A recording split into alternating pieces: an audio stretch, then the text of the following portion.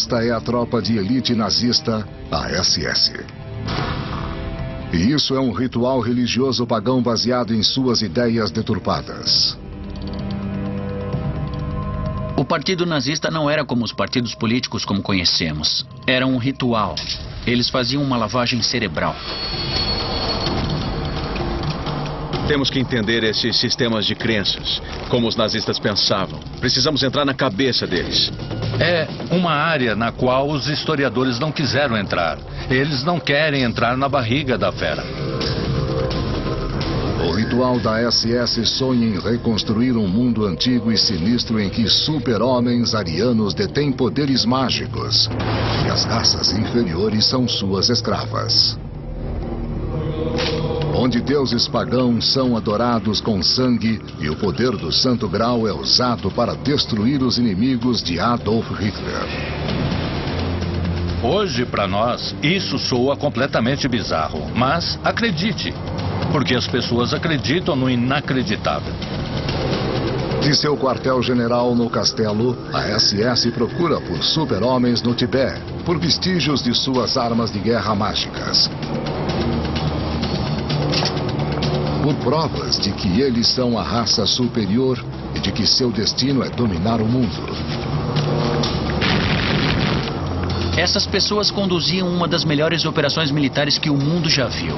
E eram pessoas psicóticas. Elas não precisavam de provas científicas para o que acreditavam.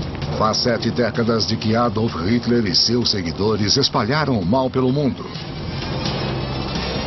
Chegou a hora de desvendar as doutrinas nazistas. As doutrinas nazistas. As doutrinas nazistas justificavam o derramamento de sangue.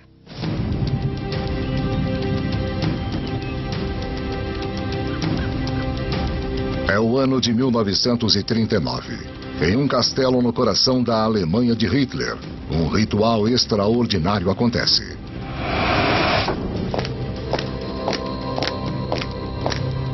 Esta é uma cerimônia de iniciação na fraternidade da SS. Uma iniciação que incorpora as doutrinas nazistas. Doutrinas de uma nova fé obscura. É a mesma coisa que uma cerimônia satânica. Ao mesmo tempo era libertador. Porque eles não precisavam prestar atenção a todos os rituais religiosos, os dogmas religiosos que aprenderam.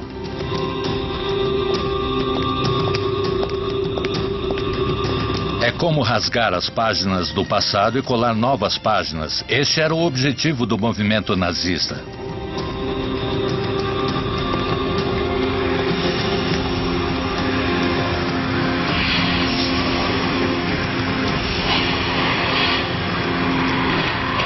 Este ritual acontece sob a ordem de um homem.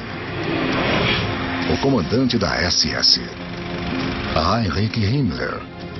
A ideia de Himmler era criar um novo ritual, uma nova religião do Estado. E a SS seria o sacerdócio daquela religião. A SS ia incorporar tudo o que acreditava enquanto nazistas. Diante do altar está um coronel da SS e ao seu lado uma iniciada no ritual nazista. Padre pagão lhe entrega um punhal que simboliza seu ingresso na fraternidade da SS. Depois, pão e sal, simbolizando a raça e a pátria alemãs que a SS prometeu proteger. No clímax do ritual, eles recebem uma cópia da Bíblia nazista. O livro do homem que é tanto profeta como Deus do ritual nazista. O Führer, Adolf Hitler. No topo da empresa inteira está Hitler, o novo messias político. Aquele que ia salvar a Alemanha. Hitler é o chefe da Alemanha desde 1933. Se ele é o foco do ritual nazista, Himmler é o sumo sacerdote. Desde a ascensão dos nazistas ao poder, ele comanda a tropa de elite de proteção ou Schutzstaffel. Conhecida por suas iniciais, SS. Himmler é o editor-chefe das doutrinas nazistas E estas são as suas palavras. Nós precisamos acertar as contas com o cristianismo, a maior das pragas que acometeu nossa história, que nos enfraqueceu em cada conflito. Himmler era uma figura-chave. Era o homem mais poderoso depois do Hitler no Terceiro Reich e ele criou a SS como tropa de elite. Por milhares de anos, a missão da raça ariana é dominar a Terra e dia após dia trazer cultura e felicidade. Este ritual é uma preparação vital para o maior sonho de Himmler: disseminar as doutrinas nazistas pelo mundo. Este ritual é um casamento nazista pagão.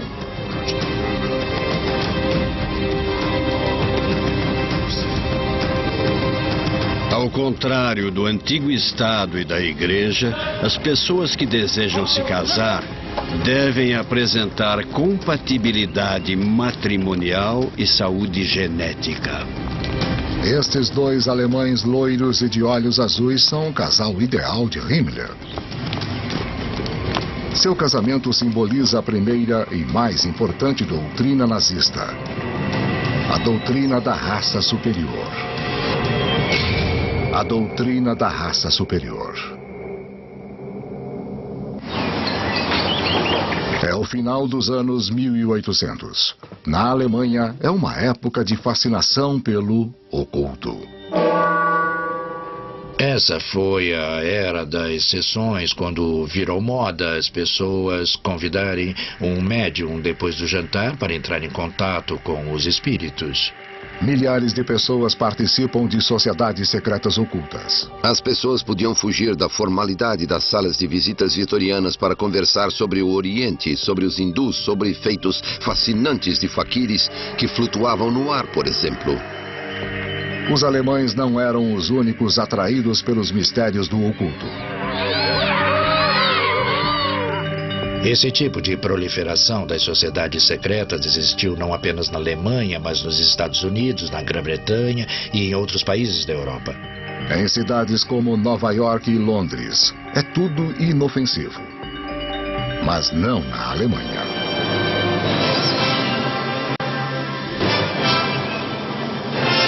Eles fizeram uma mistura com uma tradição antiga do conceito folk alemão. O folk alemão era um conceito místico do que o povo representava.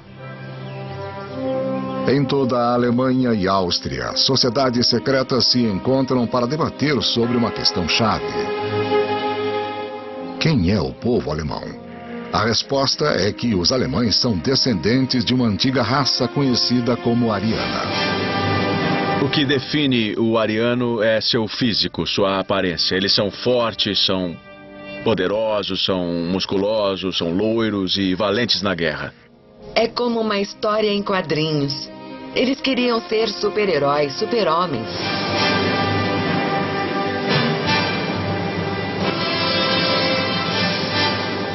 Os mitólogos arianos começaram a descrever a nova espécie de guerreiro marcial, um loiro cruel que cobiça a presa. Super-heróis, loiros, fortes, criadores de cultura, uma raça distinta e superior. Na verdade, a raça ariana nunca existiu. Mas isso não impediu que surgissem incontáveis mitos sobre os supostos arianos. Alguns diziam que eles migraram do norte da Europa para o Tibete, ou da Atlântida, a cidade perdida sob o oceano, ou de uma misteriosa ilha chamada Thule. Thule quer dizer antigo paraíso nórdico, de onde a raça ariana deveria ter descendido. Era um paraíso frio, com gelo e neve. O ritual considera Thule o equivalente nórdico do tropical Jardim do Éden da Bíblia. Thule se tornou quase que uma ideia de um bastão de valores tradicionais que poderiam ser redescobertos e depois reexportados para a Alemanha e para o mundo moderno. E ideias sobre antigos arianos se tornam cada vez mais bizarras e populares. Um ritual até afirma que os arianos, na verdade, eram deuses. Eles sugeriam que esses deuses tinham poderes extraordinários de telecinésia e telecomunicação por meio de transferência. Tudo isso baseado em seus poderes divinos. Como descendentes dos deuses arianos, os participantes do ritual acreditam que, um dia, os alemães podiam redescobrir esses poderes.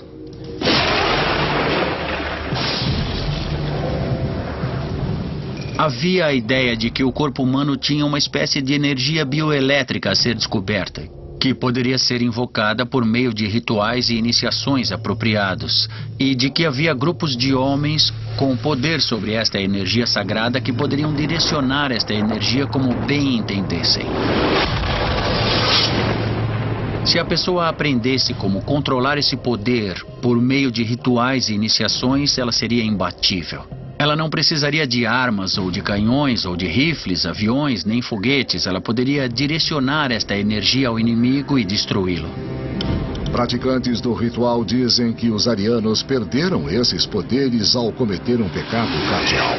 O pecado da mistura de sangue, da mistura de raças. Porque os arianos, originalmente deuses, maldosa e tolamente misturaram seu sangue com o da raça inferior.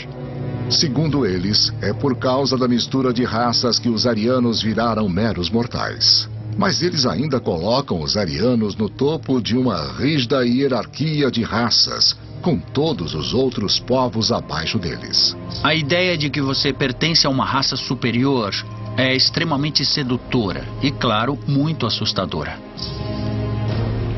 Essas visões implicam a existência de tipos de raça, que são definitivamente um obstáculo para o pool de genes. Elas certamente destroem a cultura e os judeus pertenciam ao nível mais baixo desta escala particular de seres. As duas pontas desta hierarquia racista, os arianos e os judeus, são condenadas a travar um eterno conflito. O fato de soar completamente irracional não significa que não devemos levar a sério. Eu acho isso importante porque essas ideias, na verdade, foram abraçadas por muitos, digamos, alemães sábios. É o ano de 1918. A Alemanha está sofrendo uma derrota catastrófica na Primeira Guerra Mundial. O povo humilhado e desesperado procura respostas fáceis e ideias periféricas tornam-se convencionais. Os rituais arianos crescem rapidamente e, em 1919, alguns membros lançam um partido político. O novo partido cresce velozmente. Trata-se do Partido Nacional Socialista dos Trabalhadores Alemães, mais conhecido como o Partido Nazista. O Partido Nazista herdou dos rituais secretos arianos a crença-chave de que a raça ariana era superior. Os arianos eram a raça suprema e tinham um grande inimigo, os judeus. Então, esse emparelhamento, essa ideia dos arianos e de sua sombra, que eram judeus, se tornou parte central da ideologia nazista. Um dos primeiros recrutas do partido é um jovem ex-cabo do exército que, antes da Primeira Guerra Mundial, era um artista fracassado em Viena. Carismático e implacável. Ele logo se torna o líder do partido e leva os nazistas a uma ascensão meteórica ao poder. Seu nome, Adolf Hitler. Estas são as tropas de elite da SS. Os nazistas mais brutais e fanáticos de todos. Eles são a espinha dorsal do poder de Adolf Hitler. Levar o poder a todos os oponentes. Mas estes homens são mais do que apenas soldados. Eles são sacerdotes que vivem conforme segundo a doutrina nazista. A doutrina da SS.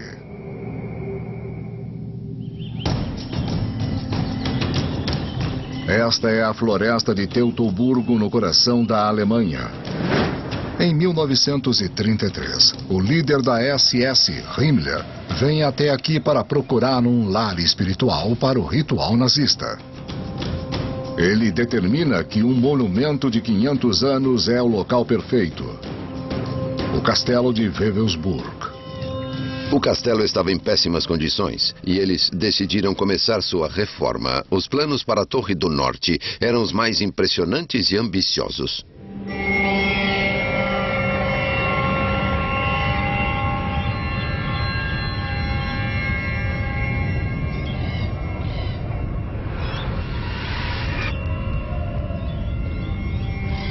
Na Torre do Norte, Himmler constrói o que ele chama de Hall dos Generais da SS.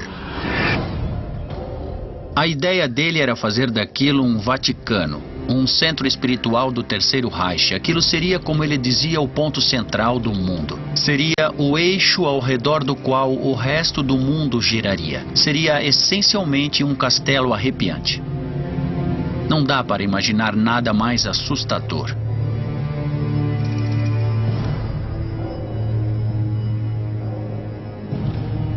O chão de mármore é revestido por um misterioso símbolo pagão: o Sol Negro. O símbolo do Sol Negro poderia ser identificado como algum símbolo cósmico explodindo poder pelo centro. Abaixo do hall, no porão, existe um aposento ainda mais misterioso, chamado Cruft, que significa cripta. Quando morressem, a ideia de Himmler era que os generais fossem cremados e suas cinzas ficassem no porão, no piso mais baixo do castelo, em nichos especiais. Eram 12 nichos ao redor da locação central, para que as pessoas pudessem ir até lá, meditar e se reconectar com as cinzas do legado da SS e, por meio delas, chegar até os antigos reis da Alemanha.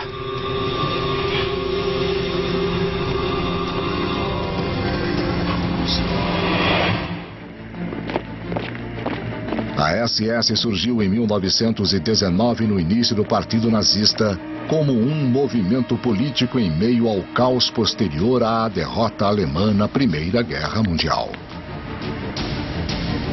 Perderam a guerra e havia uma enorme crise financeira. E isso levou a uma ruptura total de valores e crenças. A crise leva à hiperinflação.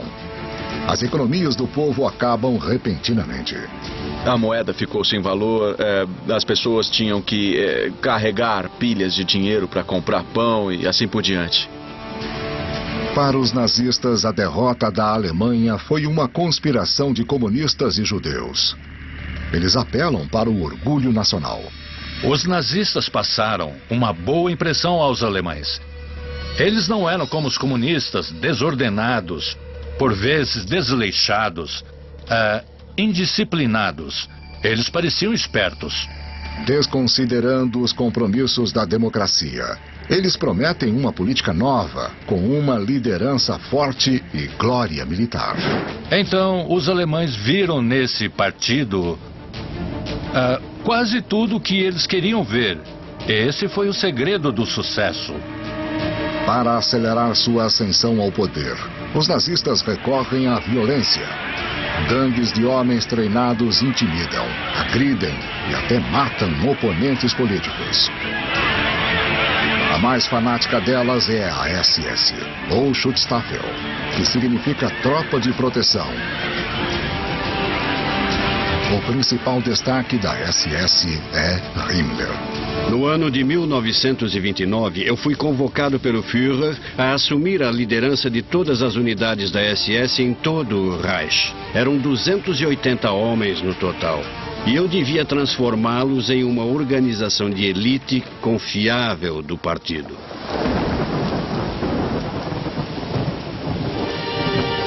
Heinrich Himmler nasceu em 1900, em uma família de classe média no sul da Alemanha. Himmler não era o arquétipo do super-homem ariano. Ele não era loiro, não era alto e não era forte. Na verdade, ele era justamente o oposto de tudo isso. Mas ele era o garoto da classe que todo mundo mais temia. Ele virou um rato. Delatando os colegas para o diretor da escola, que era seu pai, ele fez com que seu pai, o diretor, o descrevesse como criminoso nato. Aos 19 anos, Himmler vai à Universidade de Munique estudar agronomia. Ele se forma em 1923, mas não consegue um emprego. Com bastante tempo livre, ele se dedica à política nazista e estuda os ideais dos cultos secretos arianos. Himmler estava obcecado pela ideia de que havia uma antiga raça superior que, com o decorrer do tempo, havia sido corrompida, mas que poderia ser purificada de novo e fortalecida de novo.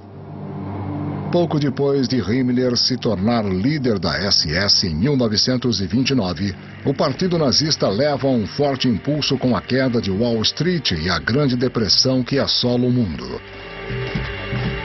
A Alemanha já enfrenta problemas econômicos. Agora, as coisas só pioram. Os nazistas estão prontos para explorar o fato.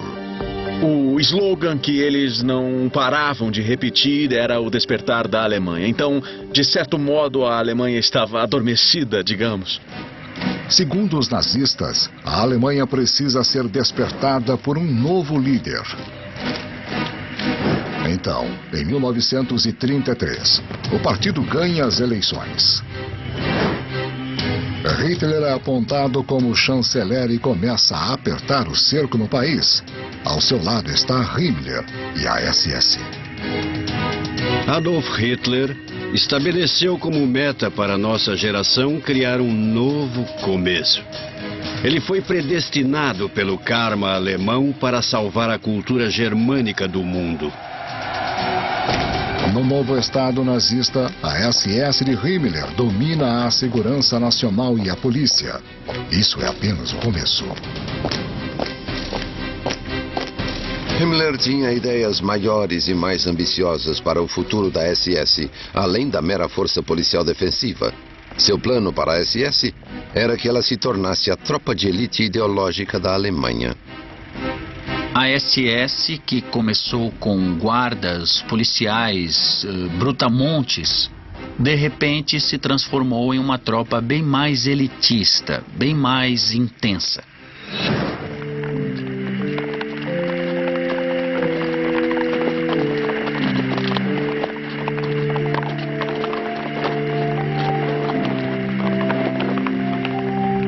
Nunca se esqueçam, nós somos uma ordem cavaleiresca, da qual ninguém pode ser retirado, para a qual todos são recrutados pelo sangue e pela qual todos se entregam de corpo e alma. A inspiração de Himmler era a ordem cavaleiresca medieval, como os templários ou os cavaleiros teutônicos, ou mesmo os míticos cavaleiros da mesa redonda do rei Arthur. Logo, ele começou a expressar ideias de cavalaria ou nobreza. A SS, então, iria se tornar praticamente a nova supernobreza da Alemanha nazista. O diário de um jovem recruta revela o apelo da nova ordem nazista de cavaleiros.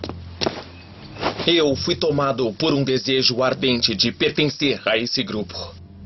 Eu queria fugir da minha vida infantil e limitada, e eu queria me associar a algo que era grande e que era importante.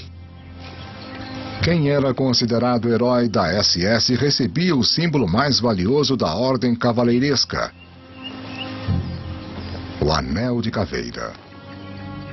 Eu me concedo a você, Anel de Caveira da SS. As runas opostas à caveira são símbolos sagrados de nosso passado, com o qual fomos recentemente reconectados por meio da filosofia do socialismo nacional. Use seu anel com honra.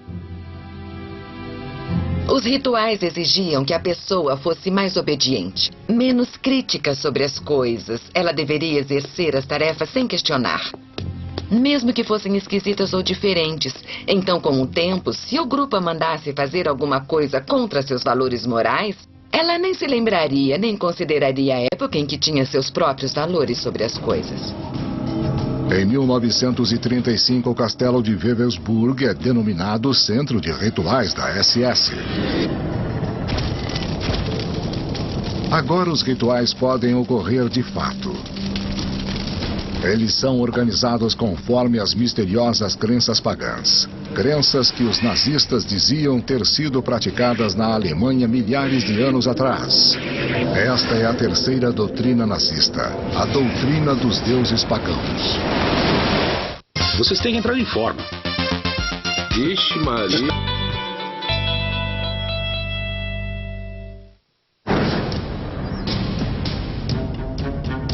Em 1933, os nazistas assumem o poder na Alemanha. Adolf Hitler exerce poder absoluto e tem ao seu lado Himmler, líder da tropa de elite nazista, a SS. Hitler é o idealizador político. Himmler é o arquiteto de um renascimento religioso que deveria substituir o cristianismo alemão pelo paganismo. Himmler acreditava que os deuses pagãos eram criaturas vivas que haviam existido ou talvez ainda existissem no mundo e tinham superpoderes. Ele acreditava em superpoderes. A doutrina dos deuses pagãos.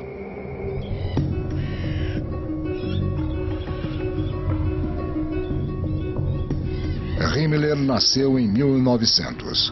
Quando jovem, ele passou por uma tormenta espiritual. A nossa juventude foi um período de muita dificuldade interna, rejeição interna e sofrimento. Meu pai era, segundo a tradição familiar, um cristão convicto. Mas nós não conversávamos sobre religião, com exceção de discussões sobre a perniciosidade política e efeitos corruptores da igreja cristã, sobre as quais concordávamos. Agora Himmler está no poder e é hora da revanche. Os nazistas, em suma, estavam tentando desfazer 2 milênios da história humanista cristã. Nós precisamos voltar nosso olhar para aquela época de ouro, quando nossos ancestrais nórdicos da era neolítica ergueram aquelas rochas poderosas de 3 a 4 milênios antes de Cristo. Para Himmler, ser alemão significava ser um antigo alemão, um alemão pagão. Ele acreditava nisso piamente. Ele estava à frente de seu tempo. Himmler estava em uma posição suprema, na verdade, ao colocar em prática o que para nós são ideias malucas. No meio de uma floresta na Alemanha Central existem um Exterstein, as pedras externas. São 5 colunas de formação esquisita que se erguem na floresta. Para os nazistas era um local sagrado. A igreja tentou transformá-lo em um local cristão por um tempo. Há esculturas em pedras com motivos cristãos. Mas para os nazistas era um lugar pagão, de adoração pagã. É o Stonehenge alemão, praticamente. De acordo com os pesquisadores nazistas, este local havia sido palco de rituais sangrentos. Todo o sistema esotérico de religião reconhecia o sacrifício humano como indispensável para saciar a divindade. O que chamamos de execução, hoje, é o último vestígio do sacrifício humano sangrento. O sacrifício humano fazia parte da cultura do mundo inteiro. O sacrifício humano era perfeitamente aceitável. Muitas civilizações executaram sacrifícios humanos no mundo todo. Os astecas, os maias. Temos exemplos de sacrifícios humanos na Europa, na África e na Ásia. Esse sangue derramado os deuses exigiam. Era algo que precisavam. Himmler considera as redondezas das rochas a região pagã mais autêntica da Alemanha. A poucos quilômetros de distância está o castelo de Wewelsburg, o novo quartel-general da SS. Em 1935 começam os rituais pagãos, rituais desenvolvidos pelo especialista em paganismo. Karl Maria von Willigut. Karl Maria Willigut era um ex-oficial do exército que já havia sido internado em hospícios e era uma espécie de arquétipo do cara doido com ideias doidas. Willigut acredita ser a reencarnação de reis arianos da antiguidade. Willigut disse a Himmler que ele lembrava todas as suas encarnações de 10.000 anos atrás. Ele lembrava perfeitamente de todas as suas vidas, o que significava que lembrava perfeitamente da Alemanha antiga, da religião pagã alemã, da era do Paleolítico e anterior à chegada dos romanos. E Himmler, o segundo homem mais poderoso da Alemanha nazista, acredita. Ali estava o homem que o ajudaria a recriar o paganismo nazista, porque lembrava de tudo. Himmler recrutou Willigut com o pseudônimo Weistor como assistente pessoal. Willigut, ou Weistor, pôde fornecer ao seu mestre exemplos de antigas magias arianas, orações, rituais e, acima de tudo, suas próprias memórias da vida tribal de milhares de anos atrás. E isto acabou sendo o paraíso para Himmler e achava que tinha uma ligação direta com o passado alemão. Willigut conta a Himmler que tem memórias de 228.000 anos atrás, de um mundo representado neste filme alemão dos anos 20, cheio de monstros, anões e criaturas míticas, dominado por gigantes arianos. Era bem comum na ideologia nazista acreditar numa raça de gigantes da antiguidade que poderiam ter sido os arianos. Estava na hora de os arianos se tornarem gigantes de novo. Himmler incorporou isso à sua religião da SS. É tudo parte do plano nazista. Negar os fatos históricos e recuperar antigos mitos e lendas, preparando o terreno para a próxima doutrina nazista. A doutrina da história ariana.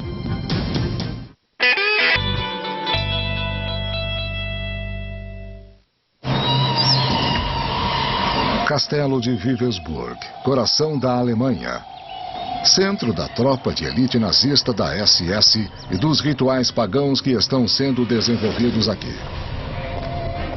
O líder da SS, Himmler, quer voltar no tempo modelando a Alemanha nazista a seu passado fictício.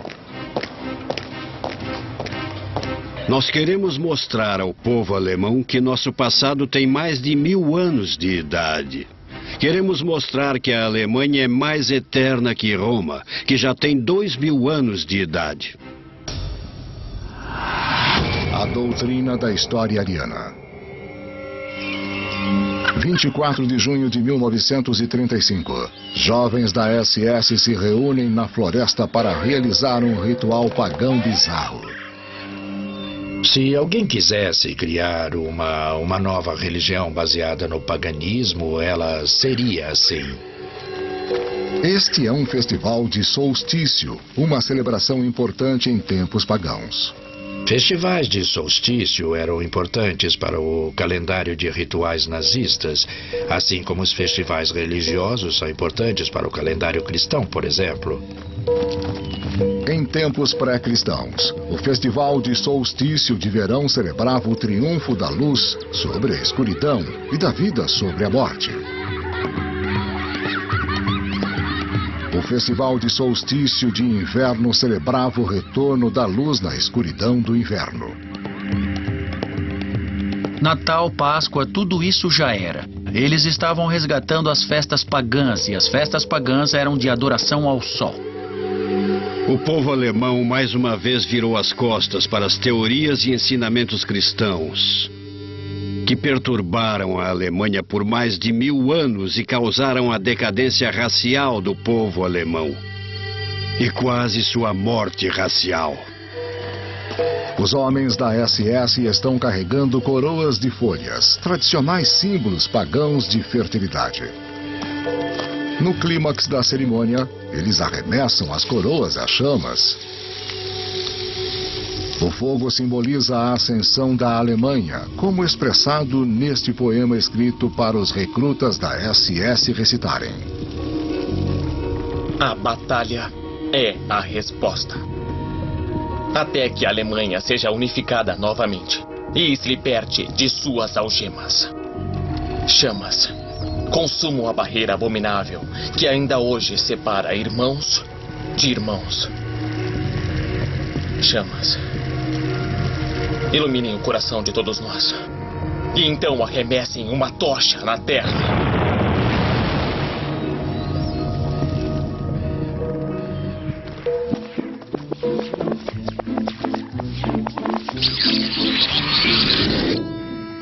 Os nazistas também estabeleceram festivais que celebram a história e cultura alemãs. Neste desfile elaborado, homens se vestem como cavaleiros medievais. Ao seu lado estão os cavaleiros modernos da SS. Muito do senso de identidade nacional da Alemanha é baseado na história, e os nazistas usavam isso. Eles queriam recriar ou queriam incutir uma nova forma de identidade nacional. Por isso, eles selecionam uma miscelânea do passado alemão que se encaixa numa doutrina específica.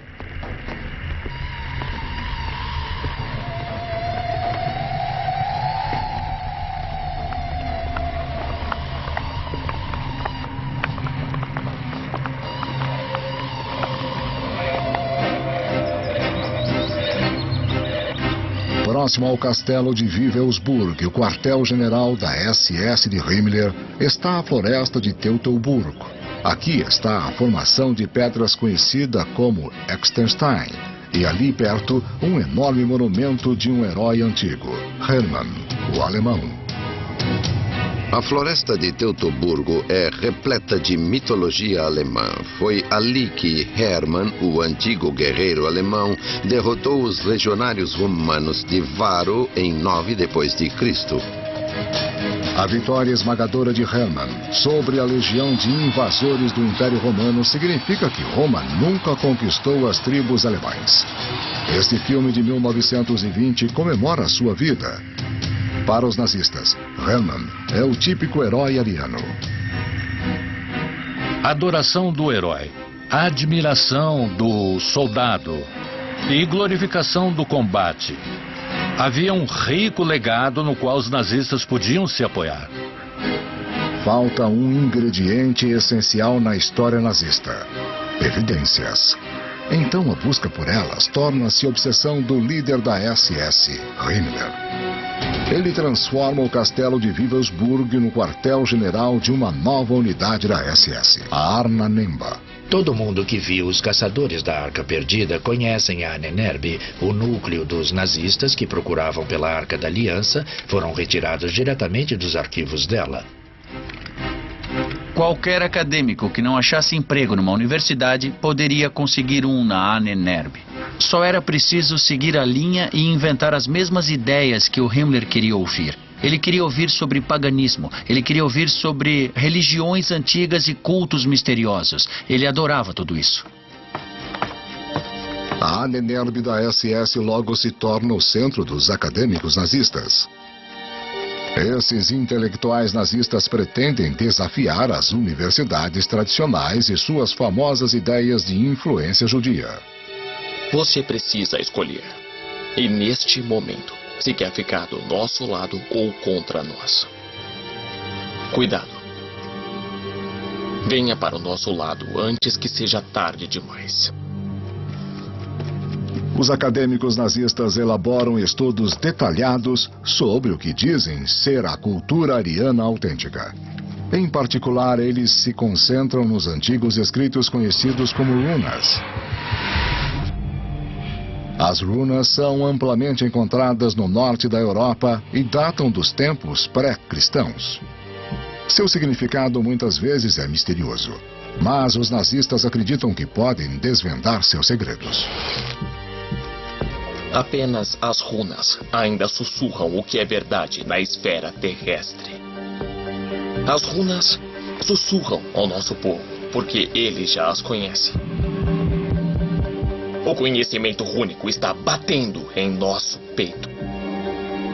O trabalho da Ahnenerbe é disseminar as teorias nazistas e então fazer pesquisas arqueológicas para confirmá-las. Seus esforços os guiam por toda a Alemanha. Aqui, Himmler está visitando uma escavação da Ahnenerbe, próxima a Berlim.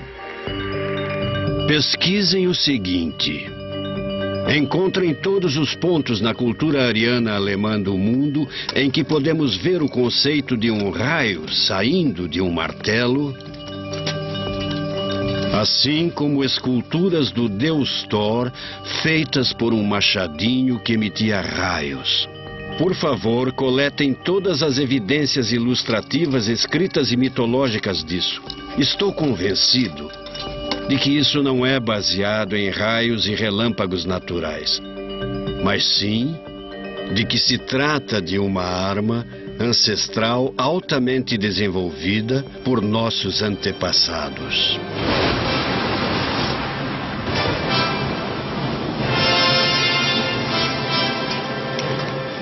A Ahnenerbe logo encontra a evidência certa.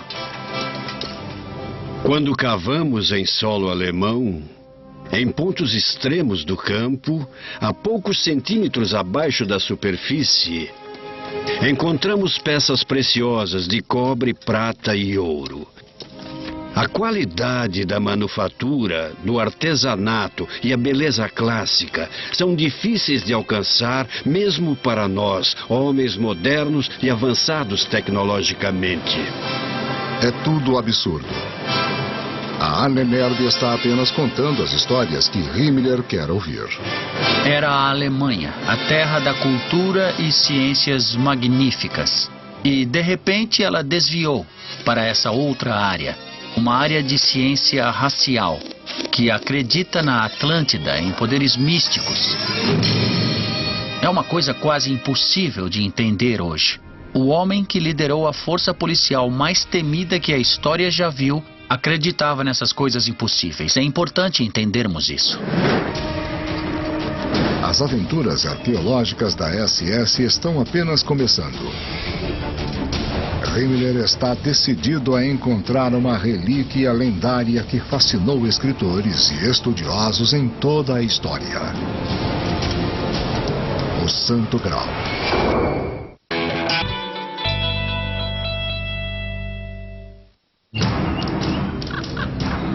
Nos anos 1930, o castelo de Wewelsburg, na Alemanha, é o quartel-general da SS nazista. Seu líder, Himmler, segue o modelo da Ordem de Cavaleiros Medievais como o Rei Arthur e os Cavaleiros da Mesa Redonda. Wewelsburg é a Camelot nazista e, como o Rei Arthur, Himmler envia seus homens a uma missão em busca de uma antiga relíquia religiosa. A doutrina do Santo Graal. O que é o castelo de Wewelsburg e Camelot sem o Santo Graal? É claro que o Himmler estava determinado a encontrar o Santo Graal para instalá-lo no castelo. Supostamente usado por Jesus na última ceia. Há quem diga que ele também foi usado para guardar as gotas de sangue de Cristo, quando ele estava na cruz. A história fascinou europeus medievais, que acreditavam que o cálice tinha poderes mágicos para curar os doentes e garantir a vida eterna. Mas ele tinha outro significado para os nazistas. O Santo Graal não foi o cálice que Cristo usou na última ceia. Não foi o cálice que guardou o sangue de Cristo na crucificação. Para Himmler, o Santo Graal era uma relíquia pagã. Era um cálice antigo ou uma pedra antiga que tinha um poder oculto tremendo. Otto Rahn é um jovem historiador alemão que pesquisa sobre o Santo Graal. Seu trabalho chama a atenção do assistente de Himmler, Karl Maria von Willigut, que estava prestes a mudar a vida de Otto para sempre. Otto Rahn estava despontando como escritor freelancer, quando certo dia Willigut entrou em contato com ele. Estava muito interessado em seu livro. Willigut falou de Rahn para Himmler, que ficou fascinado. Himmler pediu para conhecer Rahn. Ele fez uma oferta imperdível. Que tal trabalhar a tempo integral como autor da SS? Como Rahn não tinha um tostão, Ele mordeu a isca. Ele começou a trabalhar para a SS. Otto viaja para o antigo castelo de Monte Segur, nas montanhas Pirineus do sul da França.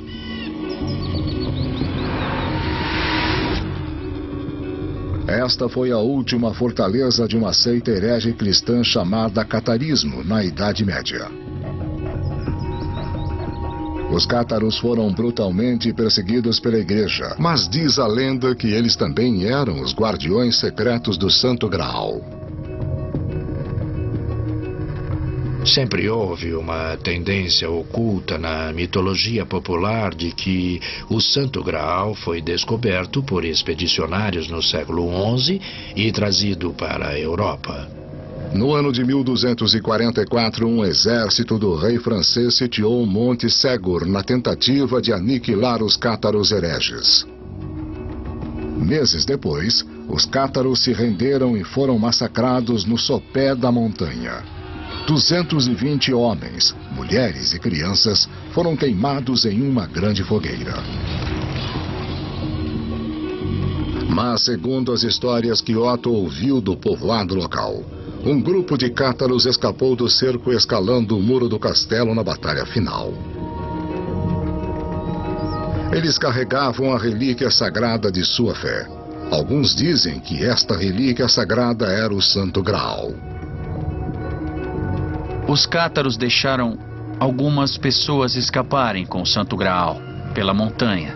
Depois ele foi enterrado em alguma caverna próxima ao Monte Segur.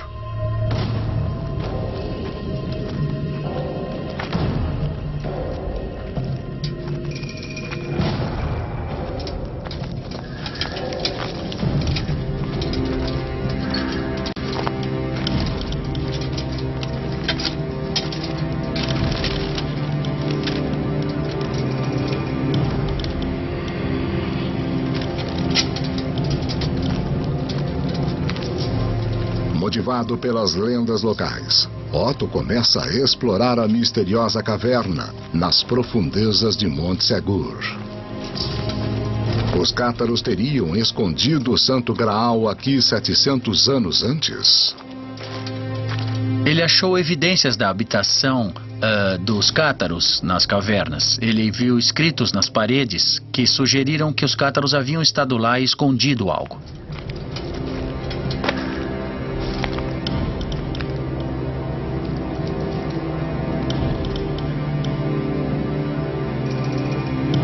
Em Wewelsburg, Himmler constrói uma sala especial e a nomeia a Sala do Santo Graal. Se eu fosse o Otto, teria morrido de medo. Eu não podia me dar ao luxo de desapontar Himmler. Eu tinha que mostrar progresso, tinha que mostrar que estava no caminho certo. Caso contrário, meus dias estavam contados. Você pode imaginar como é ter essa pressão.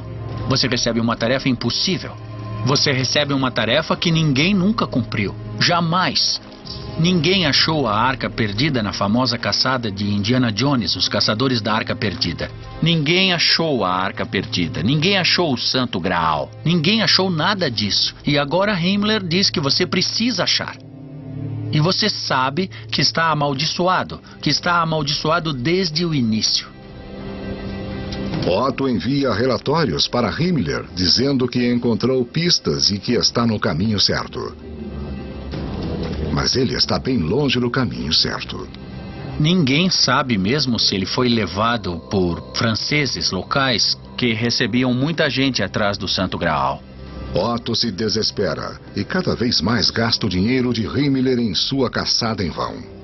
Eu ficaria o máximo de tempo possível nas cavernas para ficar bem longe de Himmler, até voltar para casa sem qualquer escolha e dançar conforme a música.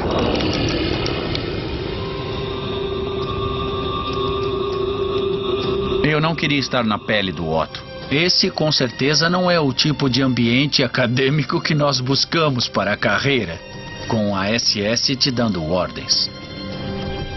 Otto retorna a Wewelsburg.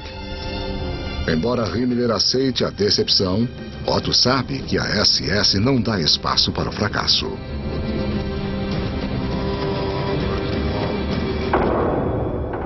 Ran era um esteta, ele era um intelectual. Ele também era homossexual, o que era uma coisa que não ficava bem na SS.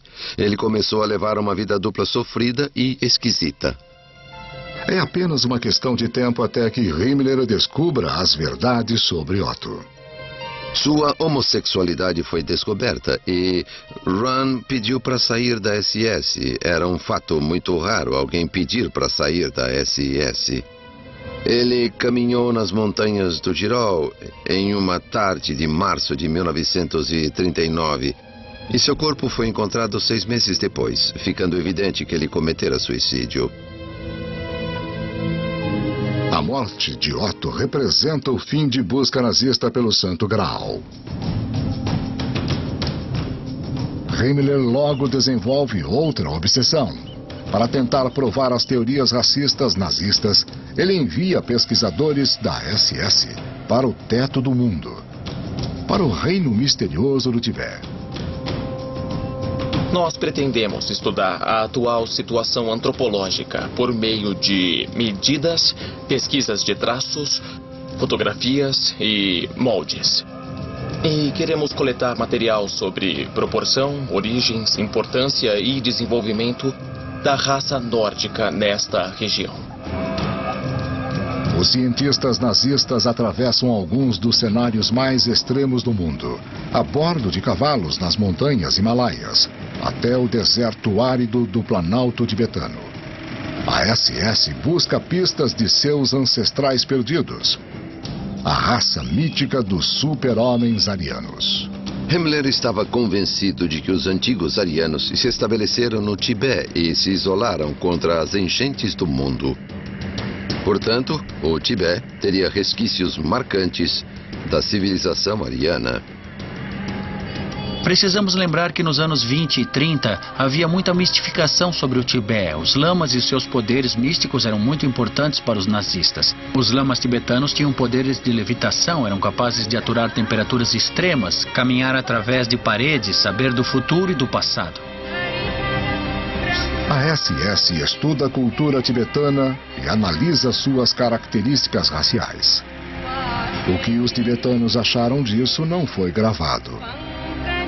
Eles gastaram muito tempo medindo os tibetanos, seus corpos, o tamanho de seus crânios, o tamanho de seus braços, para estabelecer se eles tinham alguma relação racial com os arianos e os europeus. Como os arianos nunca existiram, é evidente que os nazistas não encontraram vestígios da raça, por mais que tentassem. Himmler deve ter ficado decepcionado por não encontrar evidências dos arianos no Tibete. Mas ele se contentou com um relatório belamente articulado com a insígnia da SS e apresentado formalmente. Diferentemente de Otto, os pesquisadores do Tibete são recompensados pelo fracasso. Cada um é presenteado com um anel de caveira, símbolo de sua eterna ligação com a SS e sua fé nas doutrinas nazistas. Principalmente na mais importante de todas, a doutrina do Führer, Adolf Hitler. Meu estúdio é onde quer que eu esteja. Porque as ideias aparecem a qualquer hora. E eu preciso transformar elas em realidade. Com o meu novo Galaxy Note 10.1, eu não faço isso de um jeito qualquer. Eu faço isso de um novo jeito. Samsung Galaxy Note 10.1, um jeito novo.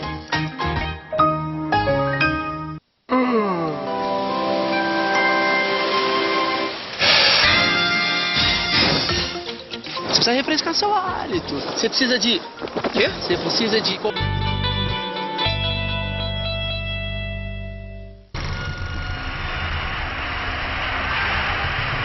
Nos anos 1930, alemães de todas as idades são tomados pelos rituais dos nazistas de manipulação e lavagem cerebral.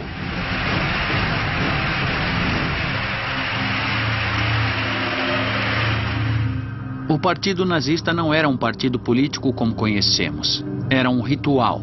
E as pessoas eram doutrinadas, sofriam lavagem cerebral. Eles eram capazes de criar um ambiente com propaganda e manipulação das emoções das pessoas para fazer coisas inacreditáveis. A doutrina do Führer.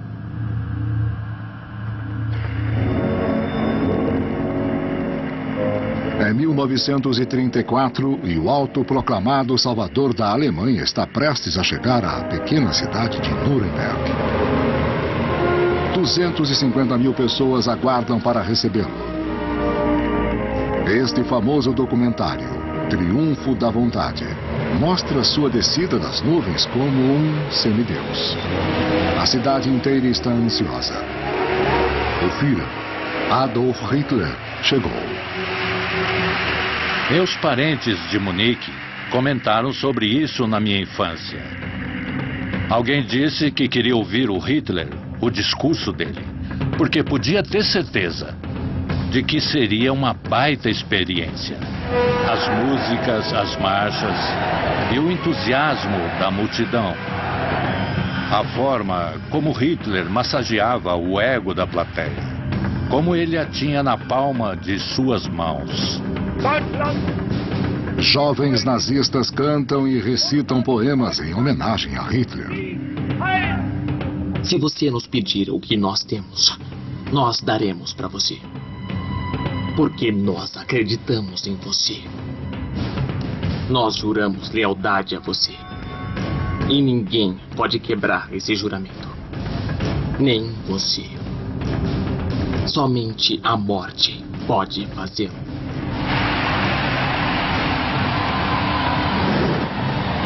A multidão se reúne em amplo estádio nos arredores da cidade. Ondas de ansiedade tomam os fiéis nazistas. Em milhares de olhos, a última esperança é vislumbrada.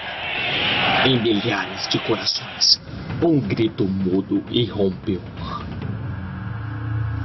O Führer. Faça-nos vassalos. Senhora. Liberte-nos. Deve ter sido experiências arrebatadoras. Eles entusiasmavam as pessoas e elas voltavam revigoradas com um novo senso de dever ou propósito, como se tivesse ido a uma missa, ou a um jogo de futebol, ou a um festival de rock que empolga as pessoas como zumbis. Elas esquecem sua individualidade e começam a gritar em uníssono. Como Hitler dizia, sozinho um indivíduo é como uma pequena minhoca. Mas na multidão, ele se torna um dragão imenso. É claro que o nazismo usava um grande número de liturgias religiosas e simbolismo em suas aparições teatrais. Eles aproveitavam o desejo natural do povo por práticas ou devoções religiosas neste novo formato secular.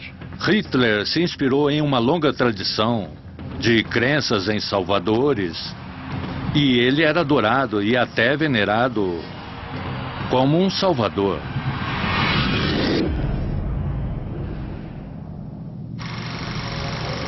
Uma tecnologia avançada leva o culto do Führer a todos os alemães, mesmo aqueles que nunca foram a Nuremberg.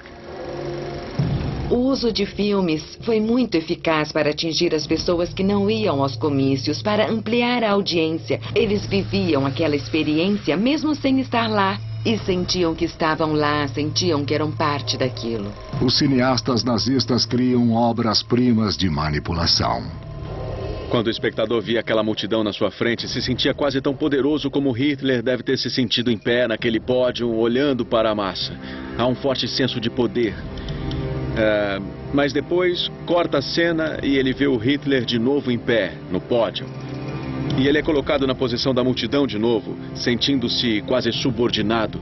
Ele fica ali prostrado na frente do Führer você deve se sentir um nada no mundo nazista. Você só é importante se puder dar sua vida e tudo seu para o Führer e para o socialismo nacional. Os alemães aprendem a adorar Hitler desde cedo. Meninos não têm escolha, a não ser se juntar à juventude hitlerista, passando por treinamento militar e doutrinação política. As meninas são encorajadas a aprender o que os nazistas consideram habilidades femininas úteis.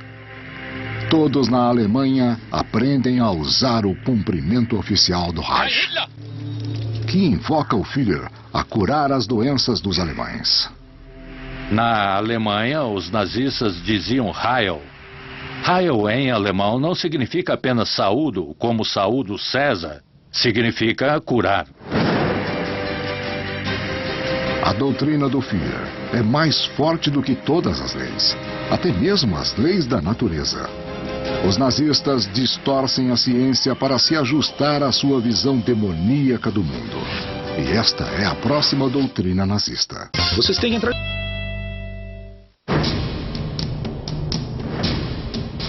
No final dos anos 30, o partido nazista de Adolf Hitler exerce total poder na Alemanha.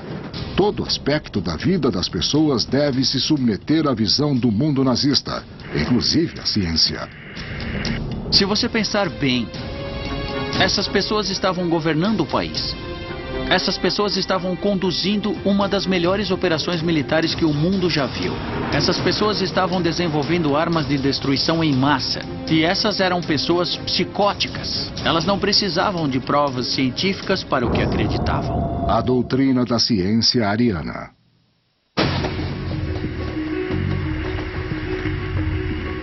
Antes dos nazistas assumirem o poder, a Alemanha tinha o maior número de prêmios Nobel do que qualquer país, talvez mais do que todos. O problema dos nazistas em relação a isso era a verdade inconveniente de que muitos dos premiados que tinham nacionalidade alemã também eram judeus.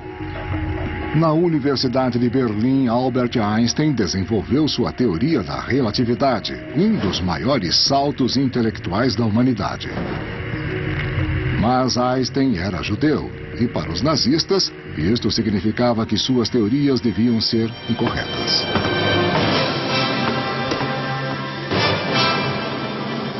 Einstein explicou as leis fundamentais que governam o cosmos. Os nazistas queriam uma alternativa. Então eles apoiam o excêntrico físico Hans Horbiger e sua ainda mais excêntrica teoria do gelo eterno.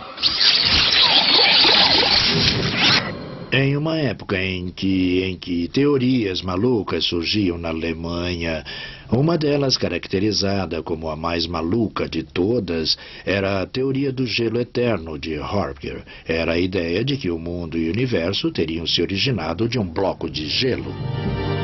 Segundo a teoria do gelo eterno, a Via Láctea é um vasto arquipélago de icebergs arremessados no início dos tempos, quando um bloco de gelo gigantesco colidiu com o Sol, em um gélido Big Bang.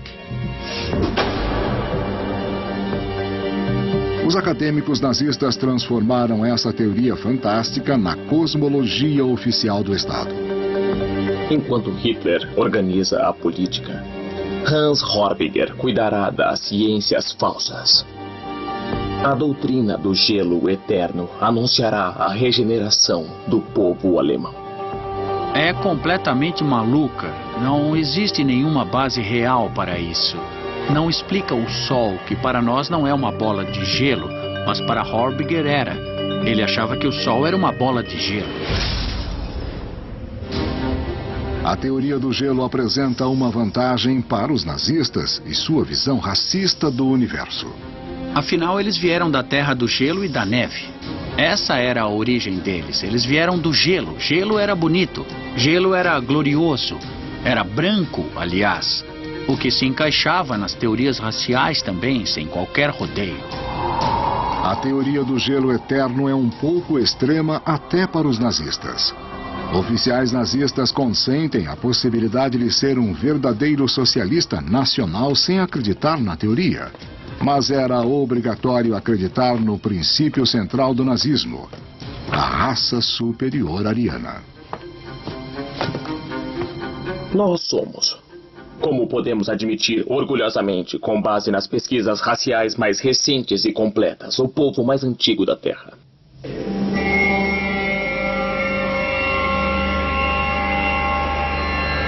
Os acadêmicos nazistas descrevem uma antiga era de ouro, dominada pelos arianos. Sangue e terra, casa e líder, um ano ensolarado e, acima de tudo, deuses e o destino. A eles, assim como às suas autoridades seculares, nossos ancestrais se submeteram de bom grado e voluntariamente. O sonho nazista é resgatar essa era de ouro imaginária e reconstruir a raça superior ariana por meio da reprodução seletiva. O povo alemão é a culminação do destino e da história desenvolvidos muito tempo atrás, nos tempos primitivos, através de muitas gerações e séculos. Entre essas pessoas, com fatores hereditários misturados, nós selecionamos conscientemente aqueles com sangue nórdico, já que podemos admitir que esse sangue carrega as principais características de nosso povo. Himmler é a força motora por trás deste projeto de reprodução ariana. Ele considera suas tropas da SS reprodutoras ideais. Ele controla cada aspecto de suas vidas sexuais, casamentos e famílias. Os líderes dos rituais queriam controlar o casamento, porque se você controla os aspectos mais íntimos da vida das pessoas, você ganha muito poder.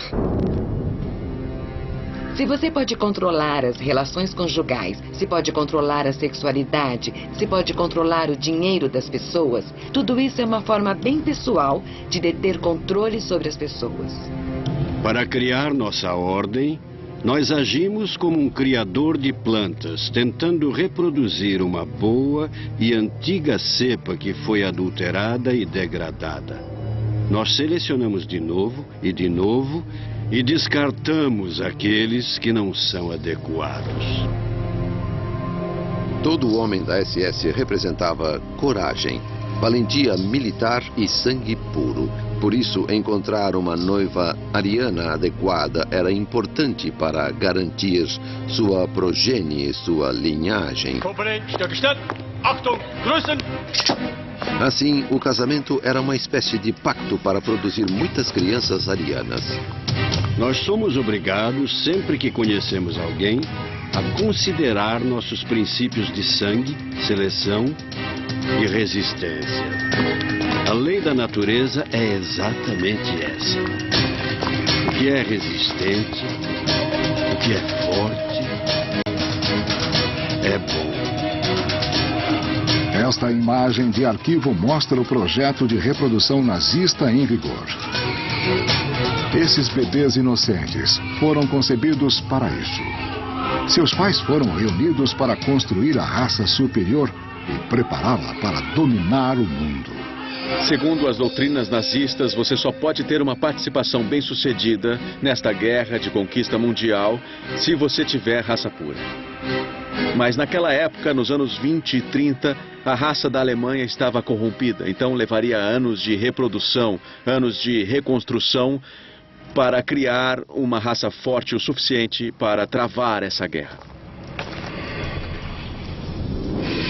Ao longo dos anos, o processo de reprodução e seleção de sangue deve continuar, acompanhado pela eliminação daqueles que forem incompatíveis conosco em termos de caráter, força de vontade e, consequentemente, de sangue.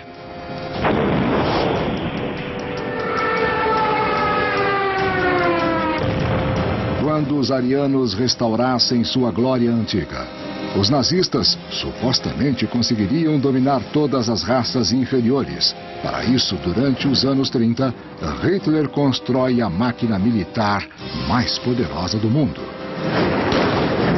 Sua meta é escravizar as raças inferiores em um império alemão que perdurará por 1000 anos. Está na hora de introduzir a doutrina nazista de guerra de raças.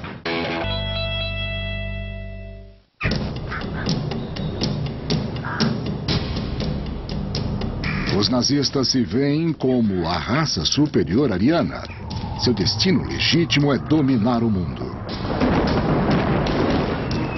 A guerra é uma parte integrante das doutrinas nazistas no sentido de que as raças sempre vão colidir, sempre vão conflitar.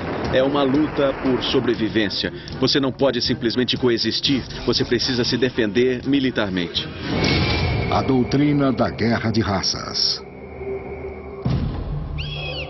A crença nazista sobre conflito de raças vem de uma má interpretação de uma das maiores descobertas da ciência. A teoria da evolução de Charles Darwin. Darwin falou da sobrevivência dos mais fortes. Significava que os mais fracos ficavam para trás. Isso se encaixava perfeitamente na teoria racial dos nazistas. Eles acreditavam que eles eram os mais fortes. Na teoria de Charles Darwin, as espécies se adaptam a seu meio ambiente. E aqueles que o fazem melhor, que ele chamou de mais fortes, sobrevivem e prosperam mais. Esse processo de constante adaptação e desenvolvimento explica a incrível variedade do mundo natural. Mas Darwin não tinha nada a dizer sobre raças humanas distintas. Para ele, os seres humanos são apenas uma espécie particularmente bem-sucedida. As doutrinas dele foram distorcidas nesse sentido. Existe uma seleção natural em andamento, um conflito incessante. O que parece que Darwin fez foi autorizar a ideia de conflito, luta. A natureza é cruel e impiedosa. Se você acredita em uma teoria de raças, uma teoria da evolução, você tem dois caminhos a seguir. Ou você é parte do problema, ou é parte da solução. Ou você é parte da raça inferior, que será deixada para trás, ou você é parte da raça superior, do próximo estágio da evolução, que controlará o mundo, que herdará a Terra. Para os nazistas, um exemplo da competição entre raças é o esporte. Principalmente nos Jogos Olímpicos de 1936 em Berlim.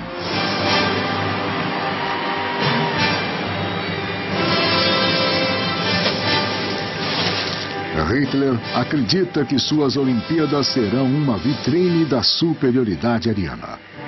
Este filme de propaganda do campo de treinamento alemão idealiza o físico ariano. Apenas espécimes plenas poderiam representar a Alemanha. Alguns dos treinamentos da Alemanha são bizarros, mas os nazistas levam as Olimpíadas muito a sério.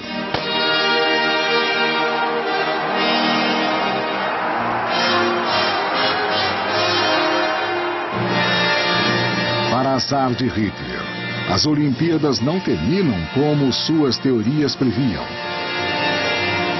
O atleta afro-americano Jesse Owens ganha 4 medalhas de ouro, inclusive a dos 100 metros rasos. Mas, segundo a teoria nazista, o atletismo é apenas um teste para a verdadeira competição entre raças, a guerra. No verão de 1939, Hitler levou a Europa à iminência do conflito. A Grã-Bretanha e França tentaram manter a paz, mas a paz não tem lugar nas doutrinas nazistas. Se a guerra é a regra e produz grandes inovações e grandes virtudes heróicas, então a paz eterna, é o fim da civilização. No dia 1º de setembro de 1939, as tropas de Hitler atacam o leste pela Polônia. Grã-Bretanha e França prometem dar apoio aos poloneses. Agora, eles mandam um ultimato a Hitler. Saia da Polônia ou iremos à guerra. Não faz efeito. Hitler se via como uma espécie de messias. Hitler acreditava que ele ia trazer a salvação para o resto da raça humana. Ele precisava fazer isso. Ninguém vira um messias e fica em casa. Tem que disseminar a palavra. No dia 3 de setembro, Grã-Bretanha e França declaram guerra à Alemanha. A Segunda Guerra Mundial começa de fato. Nos próximos 6 anos, ela atingirá 4 continentes e destruirá 61 milhões de vidas. O nazismo é como um tubarão, ele precisa se mexer para se manter vivo, ele precisa estar continuamente em guerra. E a paz, a coexistência em paz, não faz parte do programa. Eles iam subjugar os povos do mundo, esse era o plano deles. A Europa em primeiro lugar, depois o resto do mundo. Ele deixou a Ásia para os japoneses, a América do Norte por si só e a América do Sul sozinha. Mas ele havia instituído uma rede de associações alemãs em toda a América do Norte e do Sul. Ele estava preparado para dominar e derrubar os governos das Américas também. O próximo passo de Hitler, depois da Polônia, é atacar a Europa Ocidental em maio de 1940, assolando os Países Baixos e a Bélgica, para depois atacar a França. Os britânicos voltam para o canal inglês. A total dominação nazista da Europa parece certa. Apenas a resistência de Churchill e a vitória heróica da Força Aérea Real Britânica na Batalha da Grã-Bretanha impedem o avanço dos nazistas. É a primeira derrota de Hitler, mas ele logo desvia sua atenção para um plano maior. Em junho de 1941, ele inicia uma invasão à União Soviética. Uma série de batalhas titânicas e vitórias impressionantes convencem os alemães de que eles realmente são a raça superior. No inverno, os homens de Hitler estão nos portões de Moscou. Neste momento crítico, a loucura da ciência nazista ajuda a mudar o curso da história. De alguma maneira, os cientistas nazistas e todos os seus meteorologistas acharam que o inverno daquele ano na Rússia seria brando. Então, o exército nazista, o Wehrmacht, aparece na Rússia usando uniformes de verão no inverno russo. Mas o que aconteceu foi um dos piores invernos já registrados. E os soldados alemães morreram congelados. Foi um terrível desastre para o exército alemão, baseado em uma ciência maluca. Não é a única maneira que as teorias malucas nazistas ajudam a selar o destino da Alemanha. Segundo as doutrinas nazistas, o ataque de Hitler à União Soviética faz muito sentido. Os nazistas consideram os eslavos uma raça inferior e a conquista do leste seria o destino ariano. Na verdade, ao atacar a União Soviética no verão de 1941 e declarar guerra aos Estados Unidos 6 meses depois, Hitler ganha mais inimigos do que pode suportar. Logo, ele enfrenta o poder conjunto dos Estados Unidos, da Rússia e do Império Britânico. Ainda assim, os aliados levariam 3 anos para dominar a Alemanha de leste a oeste. 3 anos durante os quais a guerra de raças nazista veria os crimes mais chocantes da história. Crimes que são a conclusão lógica de todas as doutrinas nazistas, cujas ideias deturpadas nasceram nos cultos secretos arianos.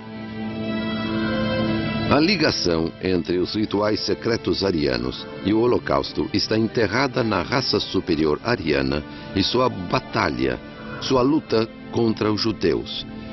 Uma vez que os arianos e os judeus foram rivalizados como arquétipos em alguma espécie de batalha cósmica, foi fácil para os rituais secretos arianos e a ideologia nazista identificarem a destruição dos judeus como única solução, a solução final para os arianos dominarem o mundo.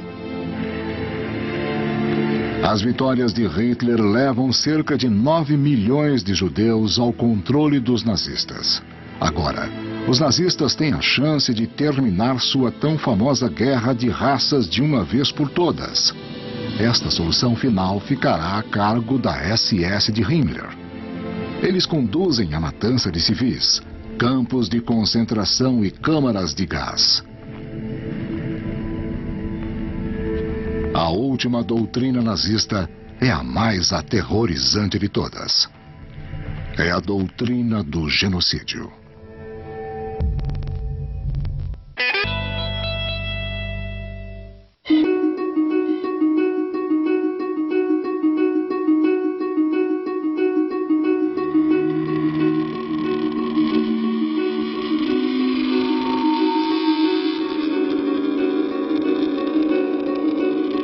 Os nazistas veem a Segunda Guerra Mundial como uma guerra entre a raça superior ariana, os alemães, e as raças inferiores, como os russos e outros eslavos, e principalmente os judeus.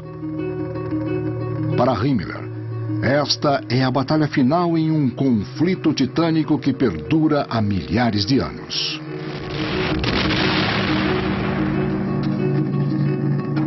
Em todo o tempo em que houve homens na Terra, a batalha entre raças humanas e raças subhumanas foi uma regra histórica.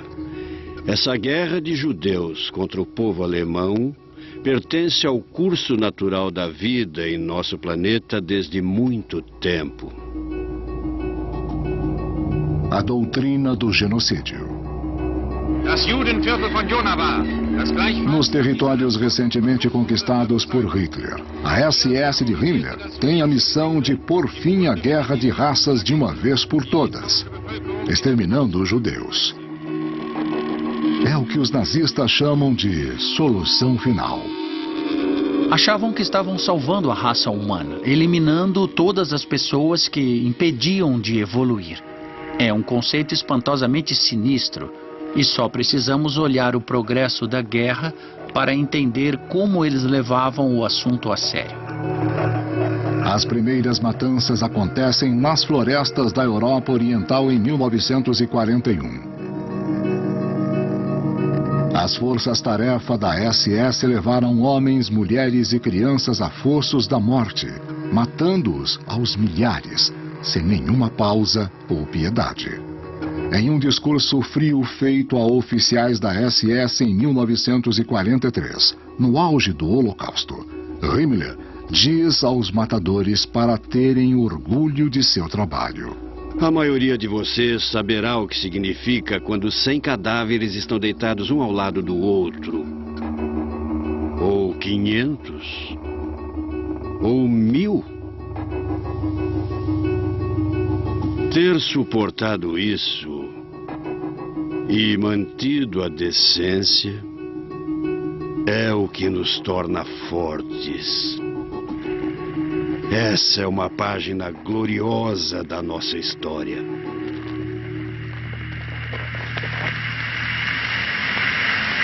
Uma carta de um recruta da SS de 22 anos, Karl Kretschmer, para a família na Alemanha, revela sua aversão às suas próprias ações.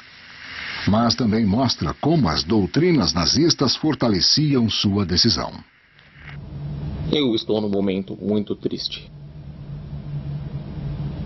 E eu preciso sair dele. A cena dos mortos, incluindo mulheres e crianças, não é muito animadora. É uma fraqueza não conseguir suportar ver gente morta. A melhor maneira de suportar isso é matar com mais frequência. Até que isso se torne um hábito. Quanto mais alguém pensa no negócio, mais chega à conclusão de que é a única coisa que podemos fazer para garantir incondicionalmente a segurança do nosso povo e do nosso futuro. A nossa fé no Führer nos preenche e nos dá força para prosseguir com essa tarefa difícil e ingrata.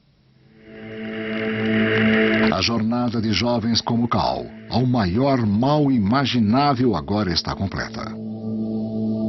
Eu acho que as doutrinas nazistas eram motivadoras e serviam como meios de justificativas. Elas justificavam o derramamento de sangue. Para tirar a pressão dos grupos assassinos, os organizadores nazistas estabelecem um método mais impessoal de assassinato em massa. Uma máquina imensa de trens, campos e câmaras de gás. O Holocausto atinge seu auge em 1944, enquanto a Alemanha de Hitler luta contra a derrota. Não havia justificativa militar para manter os campos de extermínio ativos quase no fim da guerra. Esse gasto tremendo em recursos não fazia sentido militarmente. Mas eles continuaram sem parar até o final. Eles acreditavam. Se alguém realmente acreditasse nessa ideologia, não questionaria os campos de extermínio. À medida que os aliados avançam na Alemanha de leste a oeste, eles encontram os campos. Conforme a amplitude das atrocidades nazistas é revelada, um mundo horrorizado perguntava: por quê? E ainda pergunta. Foi apenas recentemente que os historiadores estudaram o sistema de crença da SS e do socialismo nacional mais genericamente, como fatores motivadores. As pessoas que matavam realmente acreditavam no que estavam fazendo. Os historiadores têm que estudar a vida. E porque as pessoas fazem o que fazem. E principalmente porque elas são capazes de fazer aquelas coisas que são abomináveis. Essa é uma área na qual os historiadores não querem entrar. Eles não querem entrar na barriga da fera. Em 30 de abril de 1945, após perder a guerra, Adolf Hitler se suicida em seu bunker em Berlim em 22 de maio.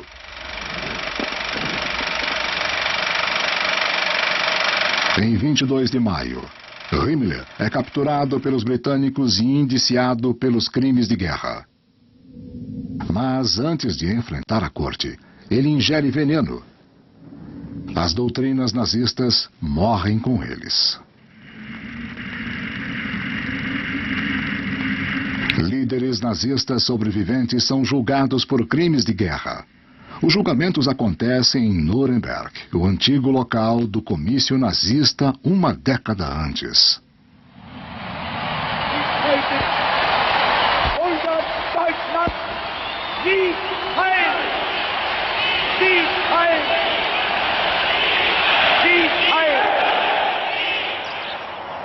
Os julgamentos dos crimes de guerra ajudam os alemães a enfrentar as atrocidades cometidas em seu nome. E a começar a questionar por que tantas pessoas acreditaram, ou ao menos aprovaram, os sonhos deturpados dos nazistas. Para entender o que aconteceu na Alemanha entre 33 e 45, as doutrinas nazistas não são apenas úteis, mas completamente essenciais. Ideias têm consequências. Sejam elas bizarras, extremas, decadentes, absurdas ou inacreditáveis. Acredite, porque as pessoas acreditam no inacreditável. O poder do mal e das ideias irracionais. E a forma como eles podem ser usados para tentar justificar crimes horrendos. São os testemunhos eternos das doutrinas nazistas.